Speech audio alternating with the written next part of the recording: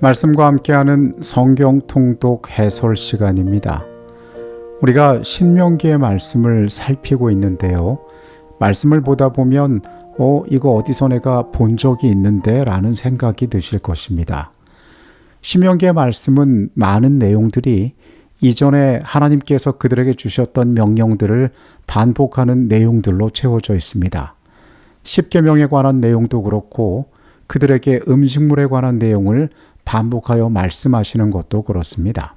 한번 들었던 내용을 다시 들을 때에 사람들은 그렇게 반가워하지 않습니다. 그러나 하나님의 말씀을 우리에게 반복하여 말씀하시는 데에는 분명한 이유가 있을 것입니다.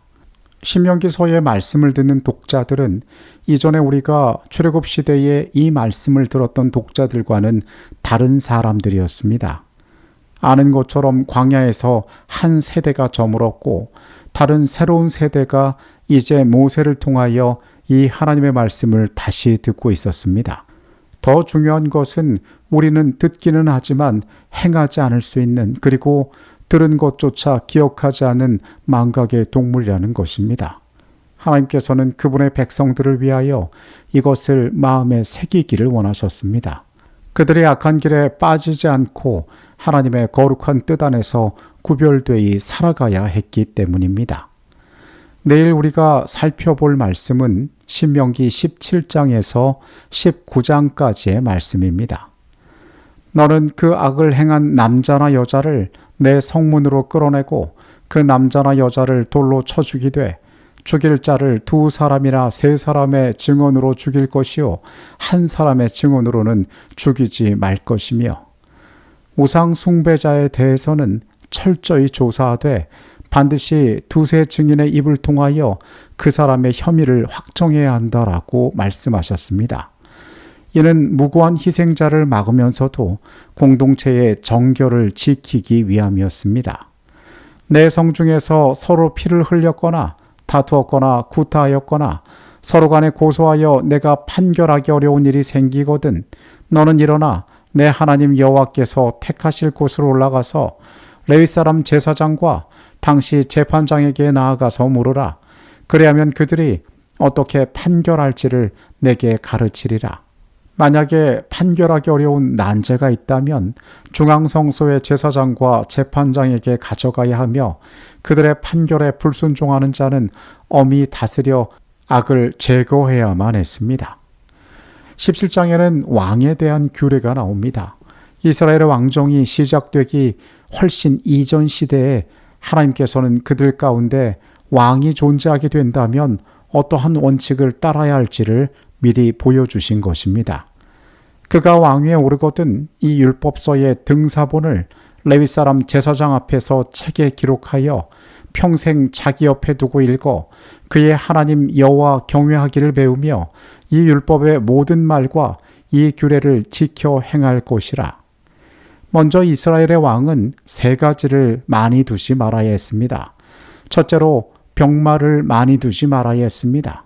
그것은 하나님보다 무력을 의지할 수 있기 때문이었습니다. 또한 아내를 많이 두지 말아야 했습니다. 당시에는 정략결혼이 흔하게 일어났는데 정략결혼을 통하여 외교적으로 그 힘을 얻으려는 노력들이 있었기 때문입니다. 마음이 미혹되어 우상에 빠질 위험이 있었습니다. 또한 은금에 의지하지 말아야 했습니다. 재물을 통하여 부하게 되면 그는 교만하게 될 것이었습니다. 왕이 지켜야 할 핵심 의무가 있었으니 그것은 왕은 평생 율법서를 곁에 두고 읽으며 하나님 경외하기를 배워야만 했습니다. 율법을 그의 곁에 두고 직접 쓰고 읽어야 한다는 것은 이스라엘의 왕이 이스라엘의 최고 권력자가 아니라 하나님의 법 아래 있는 언약의 종이었다는 사실을 의미하는 것입니다. 여전히 이스라엘은 하나님께서 통치하실 때에만 안전을 경험할 수 있었습니다. 신명기 18장의 말씀으로 갑니다. 제사장이 백성에게서 받을 몫은 이러하니 곧 그 드리는 제물의 소나 양이나 그 앞다리와 두 볼과 위라. 이것을 제사장에게 줄 것이요 또 내가 처음 거둔 곡식과 포도주와 기름과 내가 처음 깎은 양털을 내가 그에게 줄 것이니 이는 내 하나님 여호와께서 내 모든 지파 중에서 그를 택하여 내시고 그와 그의 자손에게 항상 여호와 이름으로 서서 섬기게 하셨음이니라. 땅에 기업이 없는 레위인들을 위해 백성들은 제물의 앞다리와 두 볼과 위를 드려야 했습니다. 이는 그들이 성소 봉사에만 전념하게 하기 위함이었습니다. 내 하나님 여호와께서 내게 주시는 땅에 들어가거든 너는 그 민족들의 가증한 행위를 본받지 말 것이니 그의 아들이나 딸을 불 가운데로 지나게 하는 자나 점쟁이나 기륭을 말하는 자나 유술하는 자나 무당이나 진언자나 신접자나 박수나 초혼자를 너희 가운데에 용납하지 말라. 하나님께서는 그들 가운데에 복술, 기륭을 말하는 자, 요술사, 무당, 진언자, 신접자, 박수, 초혼자를 용납하지 말라고 이야기하셨습니다. 18장에는 메시아적 예언이 나타나 있습니다.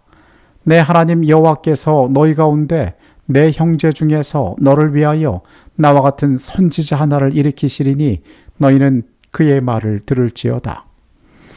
15절의 이 말씀은 신약성경에서 예수님께 적용된 핵심 구절입니다. 하나님은 신접한 자의 어두운 소리가 아니라 하나님의 아들을 통하여 직접 말씀하기를 원하고 계신 것입니다. 신명기 19장의 말씀으로 갑니다.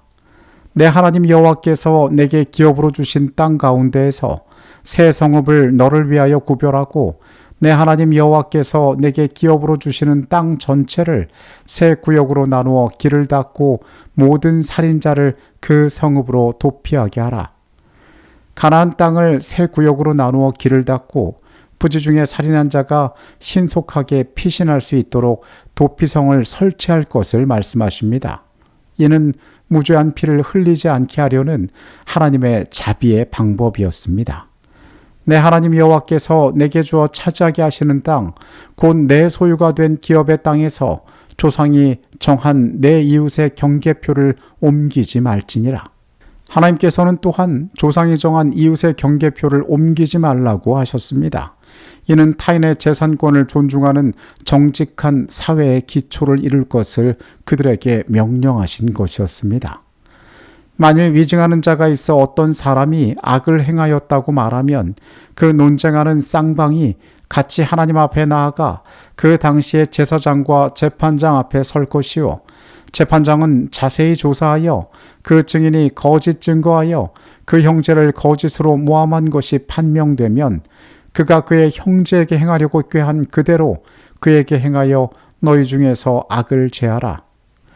우리는 어떤 사건이든지 한 증인으로만 판결하지 말고 두세 증인의 입으로 확정해야 한다는 말씀을 여러 번 보았습니다.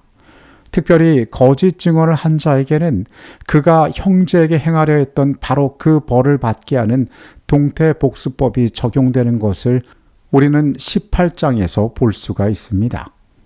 우리는 신명기의 말씀에서 하나님께서 우리에게 무엇을 원하시는지를 바라보게 됩니다. 또한 그분께서는 공의롭게 그 땅이 통치되기를 원하시며 하나님의 자비가 그들의 사회와 관계 가운데 나타나기를 원하심을 보게 됩니다. 하나님의 통치에는 완전함이 있고 하나님의 통치에는 구별됨이 있습니다. 우리가 그분의 백성이 된다는 것이 얼마나 놀라운 특권인지 우리는 기억할 필요가 있습니다. 말씀의 백성은 순종의 백성이고 우리가 순종할 때에 그 하나님의 임재와 번영이 우리 가운데 머물게 될 것입니다. 그분의 돌보심 가운데 평안한 밤 되시기를 바라겠습니다. 내일 말씀으로 다시 찾아오겠습니다. 주께서 이스라엘을 택하심과 같이 우리가 어떤 특별한 모습이 있어서가 아니라 주의 선택하심으로 우리를 부르시고 구원하여 주심에 감사드립니다. 하나님 준비하신 그 모든 축복이 나의 삶에 드러나고 나타날 수 있도록 우리가 순종하게 하여 주시옵소서. 주께서 펼쳐두신 그늘 아래 우리가 살아가며 만족하기를 원하오니 주님 우리와 함께하여 주시옵소서. 예수 그리스도 이름으로 기도합니다. 아멘.